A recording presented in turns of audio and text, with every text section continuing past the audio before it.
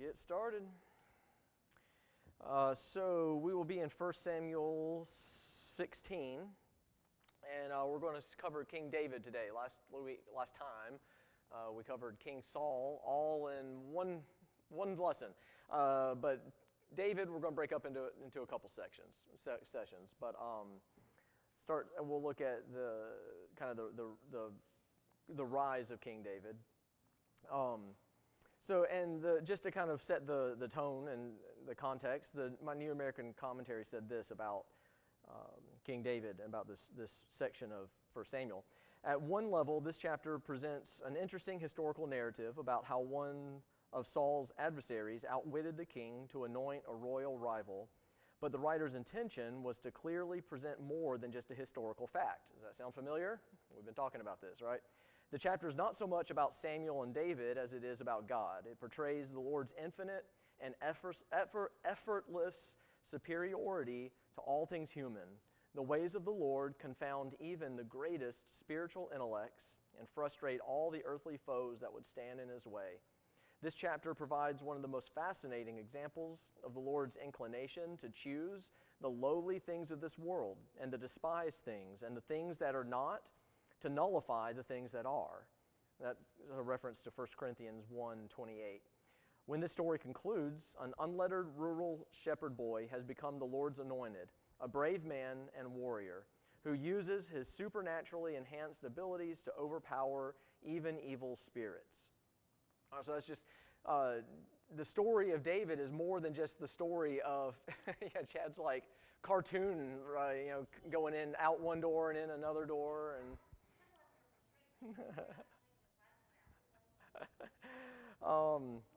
it's more than just a story about David. It's really a story about God. It's a story of God's sovereignty. It's a story of God choosing, like he said, the lowly things of the world.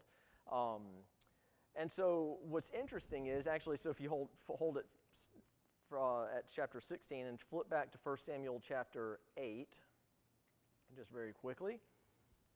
We covered Israel's demand for a king. In chapter 8, verse 18, it says, "When that day comes, you will cry out because of the king that you've chosen." No, that's not, wait. Is that right? Yeah. Okay, "When that day comes, you will cry out because the king you've chosen for yourselves, but the Lord won't answer you on that day." And then look at verse 22. "Listen to them." So Samuel protests, all right? He says, this isn't the way it should be. But the Lord responded and said in verse 22, "Listen to them," the Lord told Samuel, "appoint a king for them." All right, so here in another translation it says, "Make them a king." All right, so here God tells Samuel, all right, make them a king. All right, now flip back over to 1 Samuel chapter 16 and verse 1.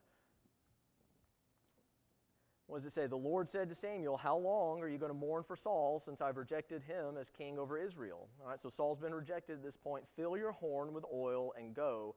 I am sending you to Jesse of Bethlehem because I have selected for myself a king from his sons." And so we see this contrast between Saul, who was, we talked a lot about this. He was made king. The people said, we want a king just like all the other nations. And they asked for the wrong reasons. It wasn't necessarily the request that was wrong. It was the intention and the way they went about it. They asked for a king like all the other nations so that they could fit in and they could be secure like all the other nations. And God, in effect, says, "You want a king like the other nations? I'll give you a king like the other nations." And so He says, "I'll make them a king." But then in chapter 16. The tone changes. He says, "I have provided for myself a king." All right, so then God tells Samuel to go to Jesse, the Bethlehemite, because one of his sons will be king. Now again, so Samuel objects, and he says, if Saul finds out about this, he'll kill me. And so the Lord instructs him to take a heifer with him and say, "I have come to sacrifice to the Lord." Now, and this is kind of a role reversal from, remember when Samuel told Saul and the people about the relationship between the prophets and the kings. And who was supposed to be, I'll say submissive for lack of better terms, who was supposed to be submissive to who? To the prophets, right. The prophets were still in the spiritual authority, and the kings were to report to them, and they were to wait on the prophets to hear from God. So this is kind of a role reversal from what we saw the way things should be with the king submitting to the prophets. So Samuel's saying, if Saul finds out, he'll kill me. So in other words, so Saul recognizes that. Samuel recognizes that Saul knows if Samuel is traveling outside of his normal, his normal priestly route, then Saul's going to find out about it. And if Saul finds out about it, he might feel threatened. And so Samuel feels afraid. He doesn't want to do that because he says he'll kill me if he finds out. Again, so this shows the how far Saul had come from the Lord. And so the Lord instructs him to take this heifer with him and say, I've come to sacrifice to the Lord. Now, so this is really a half-truth, and it's suggested by the Lord. All right? So why would God tell him to take this heifer with him? You what? Okay, yeah, well, right, to protect him. But then, but also maybe there's something bigger going on here. All right, look back at 1 Samuel chapter 15, verses 15 and 21. We covered this last time. But Saul answered, the troops brought from the Amalekites and spared the best sheep, goats, and cattle in order to offer a sacrifice to the Lord your God, but the rest we destroyed. And then verse 21 says, the troops took sheep, goats, and cattle from the plunder, the best of what was set apart for destruction, to sacrifice to the Lord your God at Gilgal. So, could this be a way of kind of turning Saul's disobedience back on him? Remember, because what was Saul supposed to do? Destroy it all, right? I mean, he wasn't to leave anything. I mean, he wasn't to leave any of the people alive. He wasn't supposed to leave any of the livestock alive. He wasn't supposed to leave the king alive. But what does he do? He mostly does it, but then what does he do? He allows some. Well, first of all, he allows the king to live, and we saw that last time. But he also they take some of the livestock, and so when he's confronted about it, what's his excuse? I was just listening to the people, and we're going to make a sacrifice to the Lord, right? I mean, it was kind of like this. Oh, I'm going to turn this, make it spiritual. So, in order to justify my actions, we're going to make a sacrifice out of it. So, could be, and of course, I don't know, but if you read the story, you get the impression that this could be a way of turning Saul's disobedience back on him, because we know that God's not mocked. For whatever one sows, he will also reap. See that in Galatians chapter 6. That's something that we as people still do today. Yeah, absolutely. And try to make something that we actually want ourselves, try to make it look like it's something. We kind of christen it, and yeah, it's something good. It is. When it comes to the heart of it, we really want it for Yeah, ourselves, right. to do with God. Or his glory. Like it's really for ourselves. And yeah, so we justify it by saying, well, it's for God, it's for the Lord, right?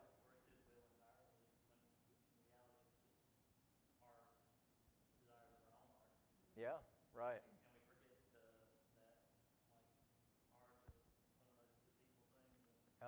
things. And the funny thing about it is, who knows our heart better than anyone else? The following verse tells us. Yeah, he knows our heart better than we know our own heart. He knows our intentions better than we know our own intentions. So who are we? So really, we're almost in the same way mocking God when we do that, because it's almost kind of like, oh, well, I can get away with this because nobody else is going to find out, and I'm even deceiving myself. But we know that ultimately, God's the one who knows, right? And God's the one who judges the heart. It's like two sons playing with strange fire, and what happens? They got burned. Yeah, sounds like a good conference. Strange fire. Okay, get back on track. Let's see. Okay, so we see, and really we see Samuel kind of is a little uncomfortable when he gets to Bethlehem. He's relying on his insight. All right, so let's see. Let's go to. Okay, so chapter 10, verse 4. Samuel did what the Lord directed. All right, so he went to Bethlehem. When the elders of the town came to meet him, they trembled and asked, "Do you come in peace?" In peace, he replied, "I've come to sacrifice to the Lord. Consecrate yourselves and come with me to the sacrifice." Then he consecrated Jesse and his sons and invited them to the sacrifice, because he knew already that the king should come from one of Jesse's sons. So he invites Jesse and his sons. When they arrived, Samuel saw Eliab and said, "Certainly the Lord's anointed one is here before him." But the Lord said to Samuel, "Do not look at his appearance or his stature, because I have rejected him. Humans do not see what the Lord sees, for humans see what is visible, but the Lord sees the heart." And then so Jesse calls Abinadab and presented him to Samuel, but the Lord hasn't chosen this one either, Samuel said. So then Jesse presented Shammah, but Samuel said, "The Lord hasn't chosen this one either." After Jesse presented 7 of his sons to him, Samuel told Jesse, "The Lord hasn't chosen any of these." So at this point, Samuel has to be pretty confused. All right, God's clearly told him the king is going to come from one of Jesse's sons. He goes and he's kind of like, "All right, I see Eliab. He looks like a king to me."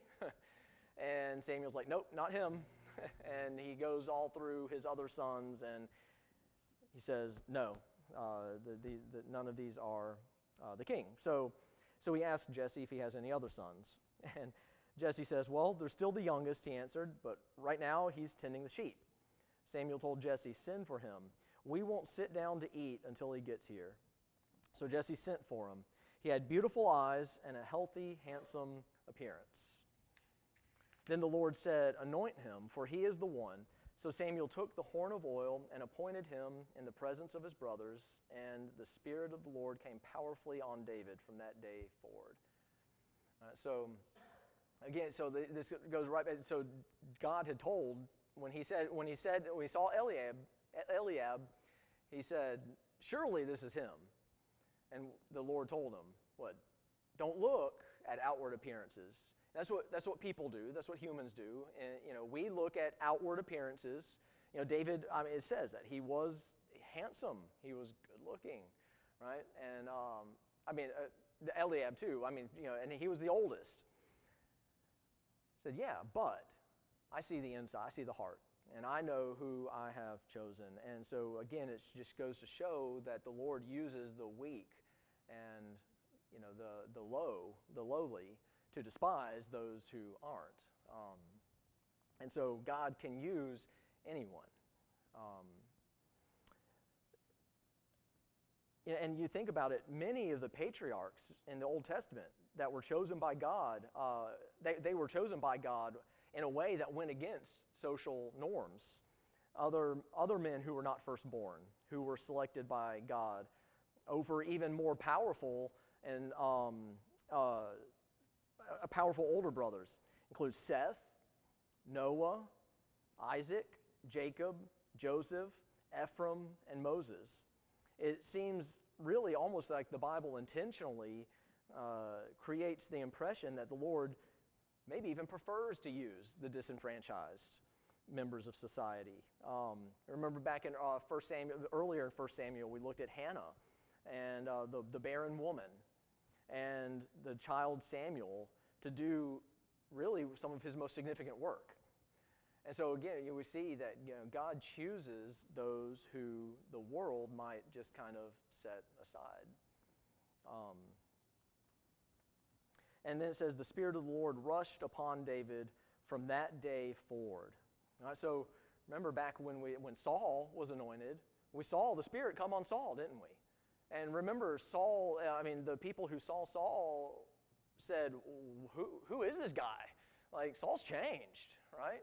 So the Spirit of the Lord came on Saul, but in verse 14, we see that the Spirit of the Lord departed from Saul.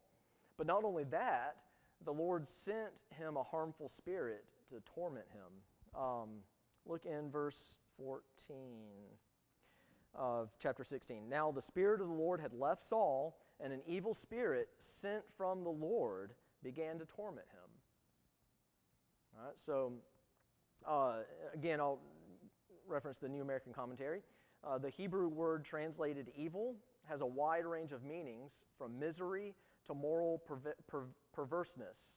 Thus, it is possible and perhaps preferable to interpret the text not to mean that the Lord sent a morally corrupt demon, but rather another sort of supernatural being, maybe an angel of judgment, against Saul that caused him to experience constant misery.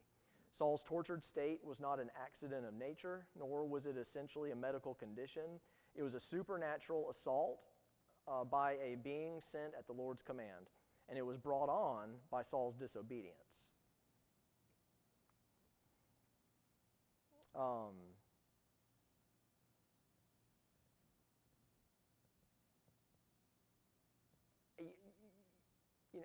There's always sometimes there's a fine line, I feel like, between the prosperity gospel preaching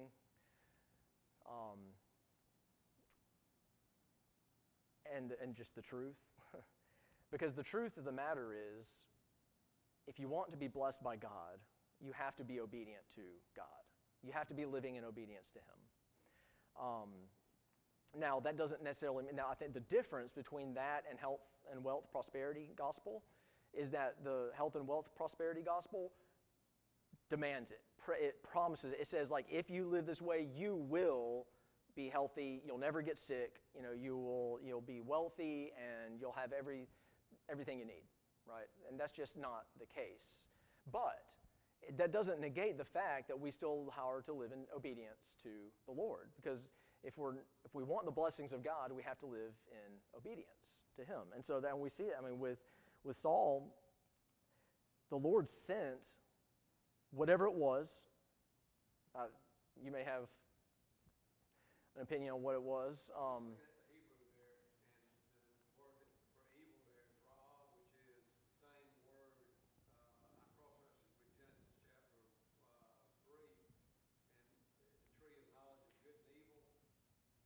Okay, same word as the, right. And so, most of the time, overwhelmingly, it's associated with evil, moral and physical evil.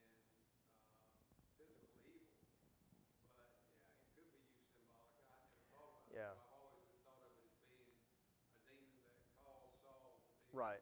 Well, and whatever it was, though, it came about because of his disobedience, and because the Lord had taken His Spirit from Saul and had replaced it with this evil spirit, whatever it is. And so, we don't know exactly what it is. And commentators, are all over the place with it. Yeah, like I've heard, depression, just like an actual demon, which I don't think of necessarily of an actual demon, but yeah, whatever the case is, we know that he was deeply troubled. He's almost a schizophrenia. Yeah, right, exactly, right. And which is funny, maybe not funny, but it's interesting because that really is what sets David up, and kind of an ironic twist because, let's see, so move on. So David is anointed king, the Spirit of the Lord comes upon him, and he's made king that rules over Israel and defeats their enemies. Right? David's anointed. I read that wrong. I meant to read that a little bit more rhetorically here. I was just reading straight through my notes. So David's anointed king, the Spirit of the Lord comes upon him, and he's made the king, and he rules over Israel and defeats all their enemies, right? No. He's called to serve Saul in the royal court at none other than Gibeah. So notice it was Saul who was tormented, but it was his servants who suggested the remedy. Look in, we'll just read back in verse 14 and pick up the rest of the story. Now, the Spirit of the Lord had left Saul, and an evil spirit from the Lord began to torment him. So Saul's servant said to him, "You see that an evil spirit from God is tormenting you. Let our Lord command your servants here in your presence to look for someone who knows how to play the lyre. Whenever the evil spirit from God comes on you, that person can play the liar and you will feel better. All right, so that. You were talking about some people saying it's a demon. The demons aren't affected by harps and lyres. Right, yeah, exactly, right. And that's what I don't. And two, and I think Saul was saved. I mean, now he was very disobedient, and he was removed from not only his position, but also from the Lord's, hand. But he was saved, and I don't think that a saved person can be fully possessed by a demon, right?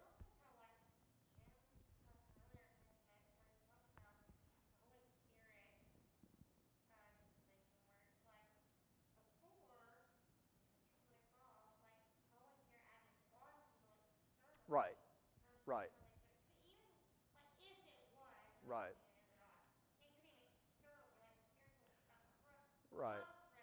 Right, but we still, and that, which is even interesting though. Then we see that contrast because it said that the Lord departed from Saul, but the Spirit came upon David and stayed with him continually.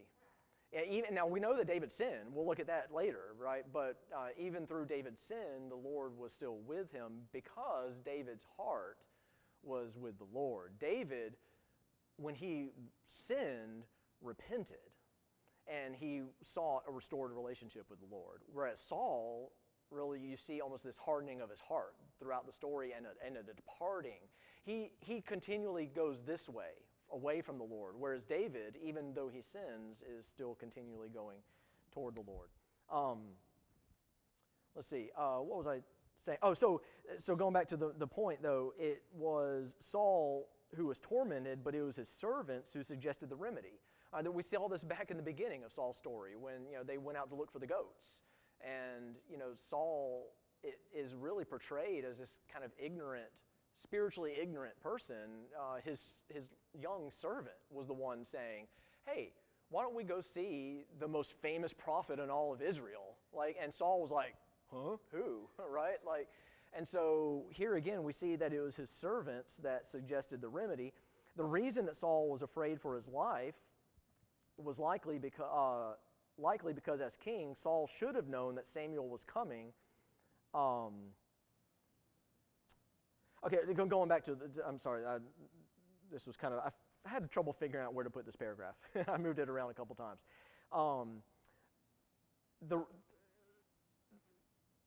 The reason that Samuel was afraid for his life back in the beginning of the story was likely because Saul would have known that Samuel was coming, and Saul would have seen it as a threat. But here, Saul's portrayed as being clueless, that Samuel was in Bethlehem and had even anointed a new king.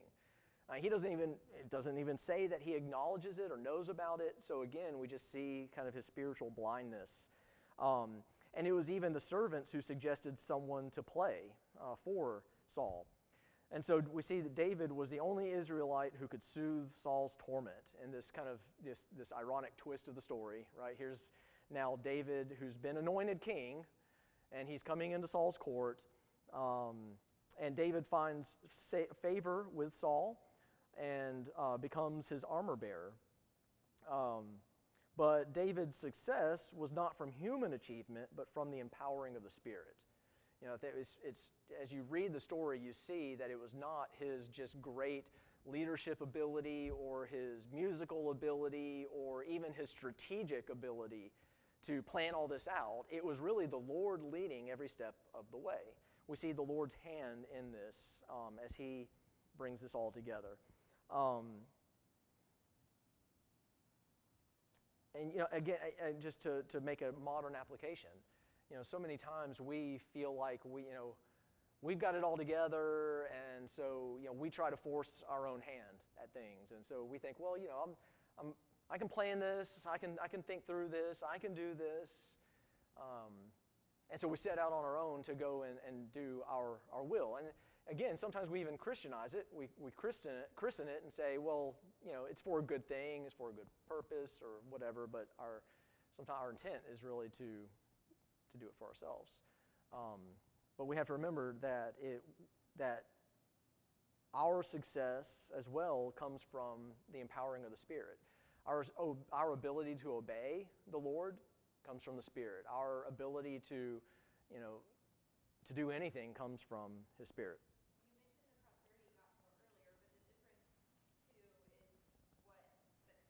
Yeah, right, right, It's not health and wealth and right, earthly looking prosperity. right. And I have good plans for you, declares the Lord. Plans to prosper you, not to harm you, to give you a future and a promise. A lot of times we want to take that and apply it to us and say, God wants us to have the best plans for our life. And so that's where we get books like Our Best Life Now. But what if God's best life for us is to become a martyr for the sake of the gospel?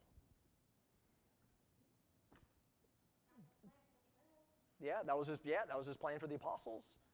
I mean, all of them but one, and I mean, arguably John even died pastoring and sharing the faith.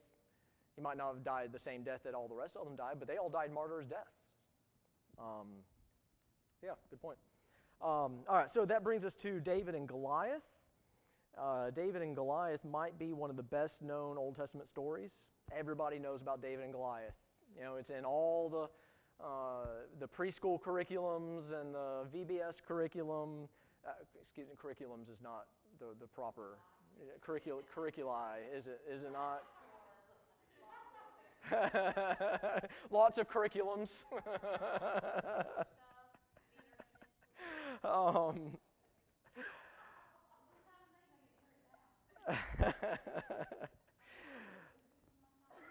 So everyone knows about David slaying the giant with slings and stones, and so it's become this kind of story for those who are overwhelmed or who are oppressed to raise up and to slay their giants. All right, so we're told, you're in the face of insurmountable odds, rise up and slay your giants. Right? That's what we're told. That's the way that this is often taught. What? Yep. Let's see. But the story is not about human courage and effort. It's really a story about bold faith in God and His power over the enemy. We're not David. Who are we?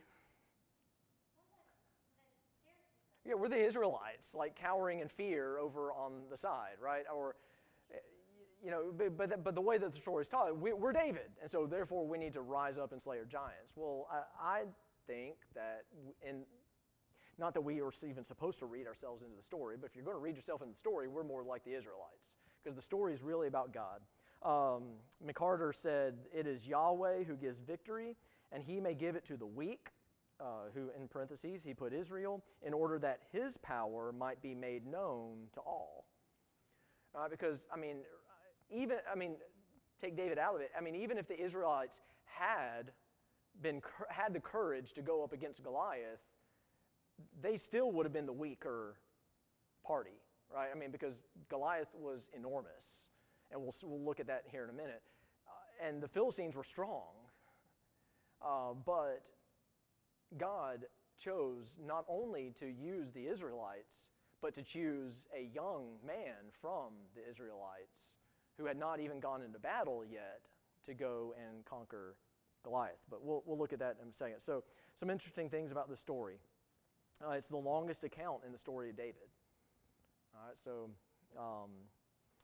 there are more quotations in this passage than in other stories. There are 22 quotations, including the longest quotation in 1st and 2nd Samuel, placed on the lips of a foreigner named Goliath. All right, so a quote from him is actually more is given to his quote than any other quotes in 1st and 2nd Samuel. Goliath, let's say it was 33 words that Goliath is quoted in chapter 17, verses 8 through 9. He's also provided descriptions of we're also provided with descriptions that are normally omitted from aspects of the narrative. For example, the pieces and the weight of Goliath's armor, the number of cheeses and loaves of bread brought to the commander, the process of David's acquisition of sling stones, and David's removal of a sword from its scabbard. But there are also some tensions in the story. Why is David no longer in Saul's court after being made armor bearer? Have you ever thought about that? David has already been made armor bearer. serving in Saul's court, playing music for him when Saul is tormented by these whatever they were. Why is he no longer in Saul's court? We see he's back with the sheep. Yeah. And then why did Saul not recognize David? Look in verse 55 of chapter 17. When Saul had seen David, so this is after everything. All right, so we're gonna fast forward a little bit, and then we're gonna rewind and go back to the story. But this is after everything is said and done. Like the whole interaction between David and his brothers had already happened. The interaction between David and Saul had already happened. David had already tried to put on Saul's armor. It was too heavy for him, so he discarded it, and he's going off to fight Goliath. And in verse 55, when Saul had seen David going out to confront the Philistine, he asked Abner, the commander of the army, "Whose son is this youth, Abner?" "Your Majesty, as surely as you live, I don't know," Abner replied. The king said, "Find out whose son this young man is." Have you ever thought about that? It's kind of weird, right? Now, there are a couple of different explanations. First of all, we don't know how long of a time period had elapsed between when David was in Saul's court and when he went and fought Goliath. And we know that he was a young man when he went to go serve in the court, and we know that he had to be less than 20 by the time he went to fight Goliath, because it says in 1 Samuel that everybody who was 20 had to go fight.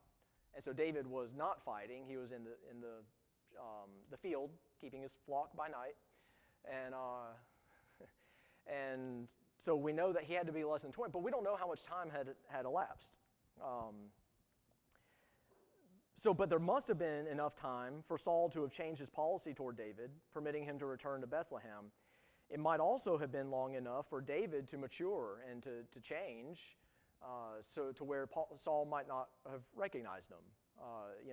If he was young when he was in Saul's court, he would have grown. He would have matured, right? What about, Saul doesn't actually say, "Who is this boy?" He says, Whose son is this? Yeah, so Okay, right. he knew Or maybe he knew who David was, but which still would have been a weird question, but I know him, but who's yeah, his dad again? yeah, What tribe, what right. person does he come from? There's room there for understanding it. You're right, yeah, exactly. So yeah, and so it could have been that he knew David, but he's kind of like, all right, who's his daddy?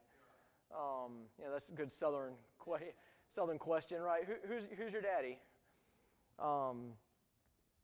Let's see. Also, like, obviously not in his right mind when David would come. Well, right, and that's also what I was going to point out. In a different direction, it might also demonstrate that the Lord's Spirit was no longer with Saul, and being devoid of the Spirit, Saul was just intellectually incompetent. The image presented here is of a king who can't remember the details related to one of his most beloved and trusted servants. Contrast strikingly with King David later, who was empowered by the Lord, and in 2 Samuel 14:20 was like an angel of God to know everything that is in the land. Just another contrast between David and Saul. But whatever the reason, we know that Saul still didn't fully recognize David. Because in 1 Samuel 16:21, it said, "And David came to Saul, and Saul loved him greatly." Yeah, right, That would be showing intimate relationship. right. So whatever happened between that period and this period, Something happened. Saul's not, I think Ms. Bonnie's right, he wasn't in his right He wasn't in his right mind. The Lord the Spirit had departed from him. We know that much. We know that he's been tormented.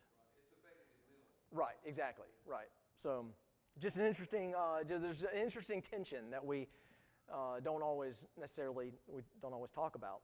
All right, so going back to Goliath. Goliath was 9 feet, 9 inches tall. How would you like to go up against him? Now, Was he 9 feet 9 inches tall and skin and bones? No. He was 9 feet 9 inches tall of muscle, right? Yeah, yeah. pretty stinking tall. And remember, the Israelites are not known to be tall people. So the comparison between, or the contrast between Goliath and the Israelites would have been pretty big. Let's see, Goliath was sheathed in metal. It said that he had a bronze helmet in verse 5. And we know, though, that according just to an ancient Egyptian artwork, Philistine soldiers are often depicted wearing a feathered headdress and not a helmet.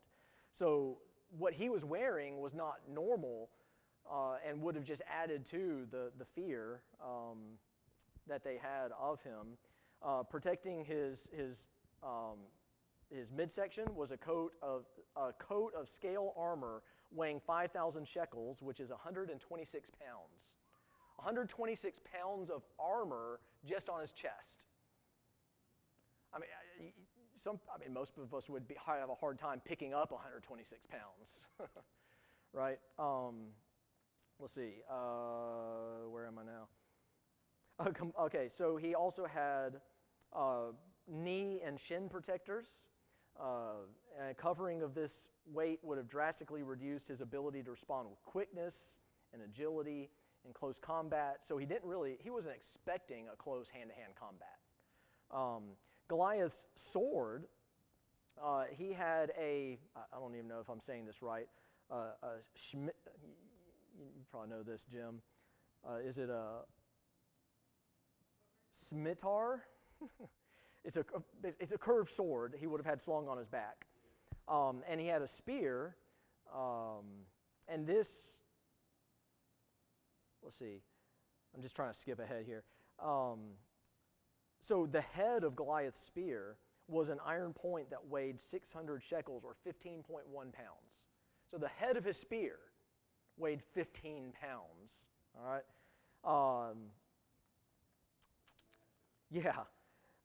So a weapon of this weight and the armor that he had on and his sheer size would have been overwhelming. It would have been intimidating in appearance.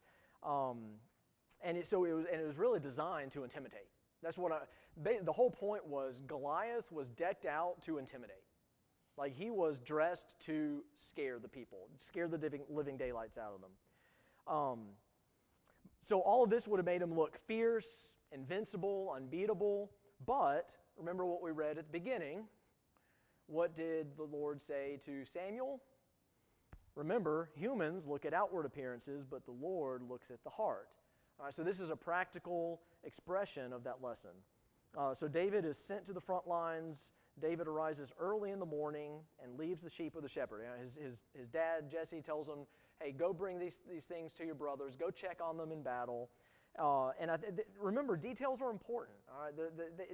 The Bible doesn't waste any words. It doesn't just, like some novels, it's just kind of like filler. Just kind of like, oh, this sounds pretty, and we'll put this in here just to kind of spice it up a little bit. The Bible doesn't waste any words. The words are important. Details are important. He arose early in the morning and leaves the sheep with a shepherd. That's important. David is we see from the very, very beginning, David's a good leader. He's a good shepherd, and he's a good leader, which is just a further contrast to Saul. Being on the front lines at this hour of the morning, David was able to witness Goliath, who was described as the champion from Gath. And so he goes and he takes his place between the two armies, and David heard Goliath's words. And the commentary pointed out, I had never really thought about this, that David heard Goliath's words, and perhaps for the first time in his life, he heard the Lord being ridiculed. And so David saw his fellow Israelites' reactions to Goliath's taunting of their God, and they all ran from him in fear. All right, and then Saul decides that Israel will fight with Goliath. Look at verse 17, 25 through 30. This is just kind of funny. Previously, an Israelite man had declared, "Do you see this man who keeps coming out? He comes to defy Israel. The king will make the man who kills him very rich and will give him his daughter. The king will also make the family of that man's father exempt from paying taxes in Israel." All right, so Saul decides that they're going to fight Goliath, but not him. He says, "I'm going to reward whoever goes out and fights Goliath." He said, "I'll make him very rich. I will give him his daughter. The king will also make that family of that man's father exempt from paying taxes in Israel." Hey, who doesn't want a tax-free ride for the rest of their life, right? So Saul, in all of his bravery, his strength and bravery. Remember, Saul was a pretty strong guy. He was a head taller than anybody else. He was king, right? But he decides they're going to fight, but it wasn't going to be him. Now, David hadn't heard Saul's promise, Saul's incentives, but he was troubled by Goliath. All right, he hadn't heard that yet. He hadn't gotten there yet, and so he didn't hear what Saul had said about making them wealthy and not paying taxes and all that stuff. But he was still troubled by Goliath. And I make that point to say that David didn't hear Saul say, "Hey, I'm going to make you wealthy and give you, a wife, and you're not going to pay taxes for the rest of your life." And David goes, "You know what? I bet I could fight Goliath." Okay, He's not manipulative like that. He's not calculating like that. He hadn't heard what Saul had said, but he was still troubled by Goliath. And so David spoke to the men, this is verse 26, David spoke to the men who were standing with him, "What will be done for the man who kills that Philistine and removes this disgrace from Israel? Just who is this uncircumcised Philistine that he should defy the armies of the living God?" All right, so David's ticked, and rightfully so. Now, this is how I know that he hadn't heard, because the troops told him about the offer, concluding that this is what will be done for the man who kills him. David asks, "What are we going to do? And what's Saul going to do?" And the guys are like, "Well, Saul's going to reward whoever does it." So David's outrage was sparked by Goliath's blasphemy, as well as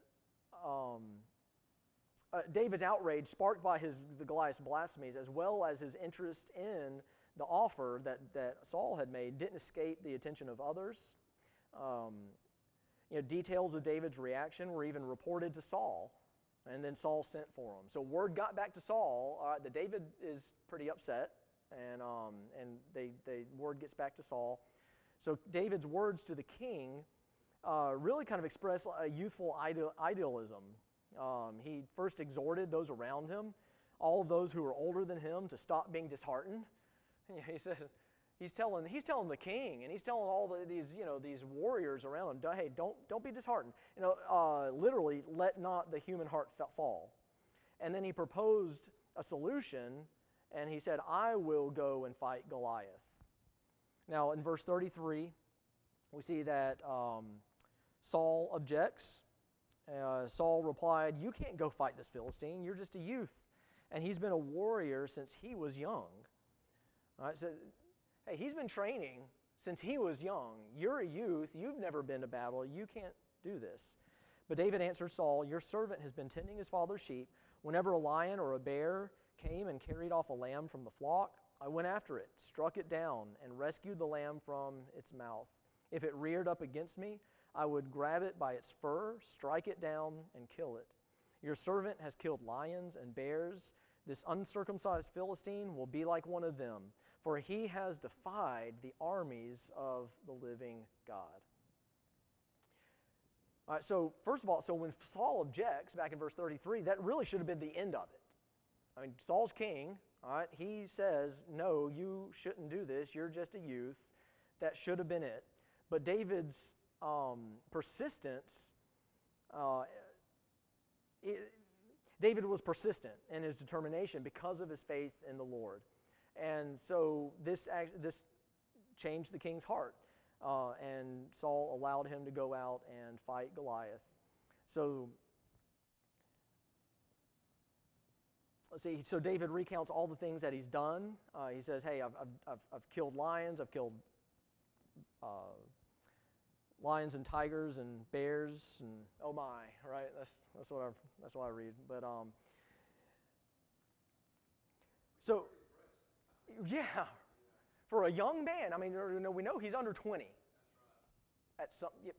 Under 20 at this point, and he had never been to battle, but he had been to battle, right? And does this really sound familiar? Now remember, so going back to what Brother Jim was talking about, so Jesus is the perfect, all of the other types in the Scripture, right? So you see too, like when David's answering Saul, he's talking about, when a lion or bear came and carried off a lamb from the flock, I went after it, struck it down, and rescued the lamb from its mouth. Does that sound familiar? I mean, it sounds like the imagery that the New Testament uses about Jesus as not just the good shepherd, but the perfect shepherd, right? He is the perfect David. David was a good shepherd, but Jesus was the perfect shepherd.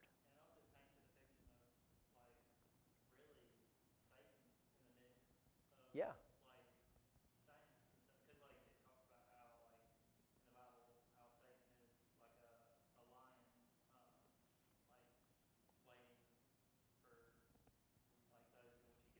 Yeah.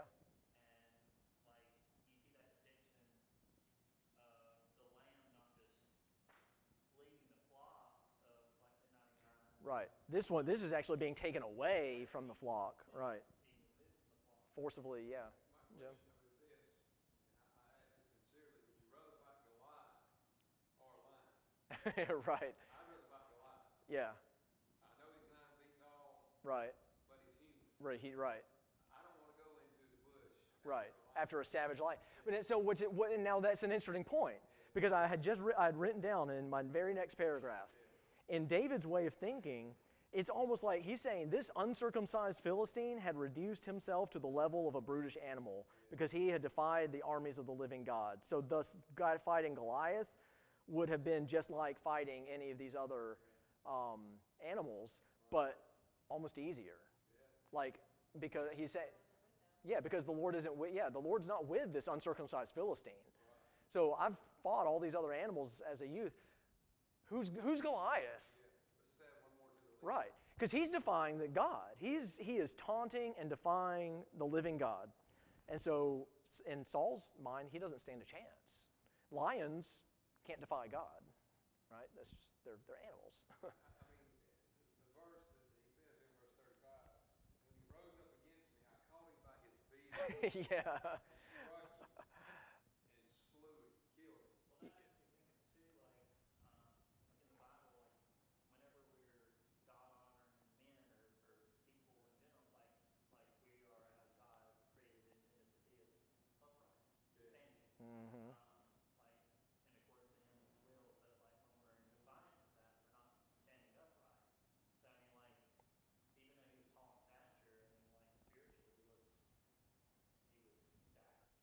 Yeah. And then too, so Saul says, "All right, you can do it." They tried putting Saul's armor on David. Now there's an irony there. Because remember, what purpose did David serve in Saul's court? He was the armor bearer, right? So Saul here now is seen putting his armor on David, who's already anointed as king. All right, and so he's putting his armor on David. And David can't even hold it up, right? I mean, he's just like, this is just going to slow me down. So he discards the armor. David wouldn't wear any of it. Instead, he would identify with some of the great leaders of the Old Testament and live by faith in the promises of God. He's stepping out. I mean, all right, this is like faith over fear, right? But in a good way, in a non-judgmental and that's just kind of a catchphrase that's thrown out, nowadays. But I mean, this really is faith over fear. And so the David, of course, we know, he gathered sticks.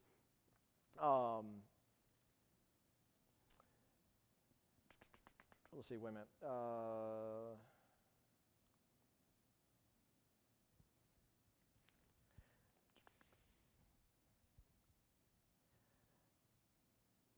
so yeah, he picks up sticks and the stones, and he has the sling. So Goliath starts this kind of like he starts taunting David. He said first he insults his stick, his staff in his hand, suggesting it was an instrument fit only for spanking a dog. And next he cursed David by his gods. All right, and then the author of used the term cursed. If you're familiar, for those who had been familiar with the Torah would know that by cursing this son of Abraham, Goliath was bringing down the Lord's curse on himself. I remember Genesis 12:3. I will bless those who bless you. I will curse anyone who treats you with contempt, and all the peoples of the earth will be blessed through you. So David knows here, like he's calling Goliath is basically calling a curse down on himself at this point. And so finally, Goliath threatens to kill David, dishonor his corpse, and then deny him proper burial. But David was undaunted by this, and he began by demonstrating that he was not going into battle ignorantly. He was going fully aware of Goliath's weaponry, the sword, spear, and all of his armor, and his javelin. David proved that he was aware of the greatest of his own military resources, which was the name of the Lord God Almighty, the God of the armies of Israel. He was going fully aware that his greatest asset was not a sword or a spear or his strength, but the name of the Lord God Almighty. And then too, David also expresses that Goliath had committed a capital crime by insulting and blaspheming the God of Israel. Now, according to the Torah, what's the punishment for blasphemy? You're going to be stoned. And so Goliath is literally about to be stoned for that. But because even a non-Israelite must be stoned for blasphemy. And so, was this one of the reasons that David chose the stones and the sling? I don't know if he consciously chose it because of that, but it is definitely because of that, I would say, because like I said, the Bible doesn't add unnecessary words. Every word of Scripture is important.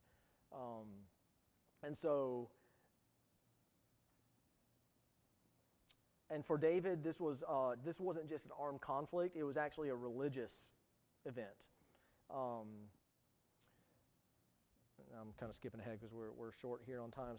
But then we see, this is verse 48, we'll just read the end of the story. When the Philistines started forward to attack him, David ran quickly to the battle line to meet the Philistine. David put his hand in the bag, took out a stone, slung it, and hit the Philistine on his forehead. One shot. And he fell face down to the ground. David defeated the Philistine with a sling.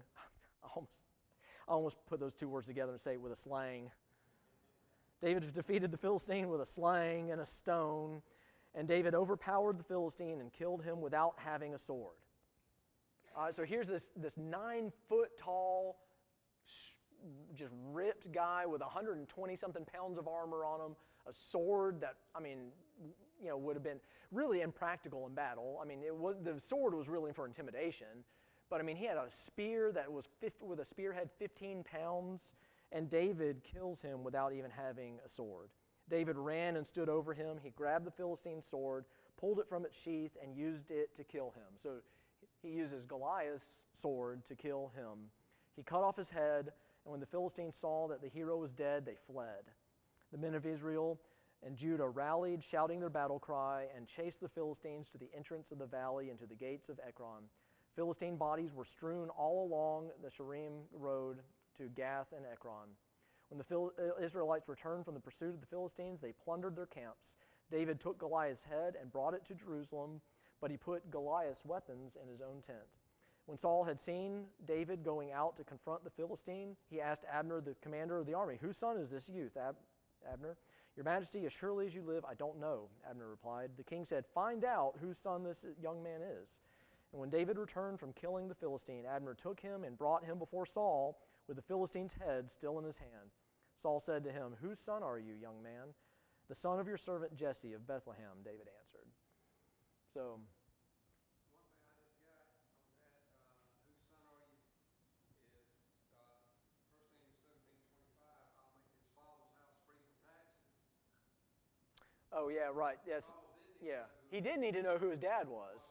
right. Right, I mean, I've never noticed that connection right. before, I did come across that. I had forgotten about that. I didn't write it down, but still, but there's still this unfamiliarity with David that we catch, from the story that just weird. It's a really weird part of the story that,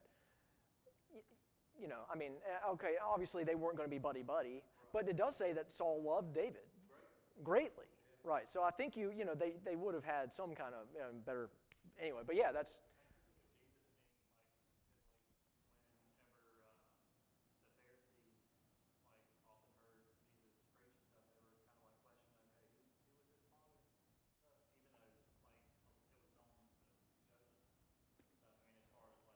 yeah.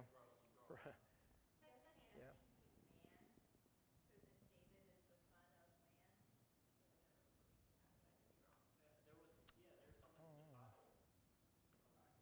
Yeah, I was about to say, well,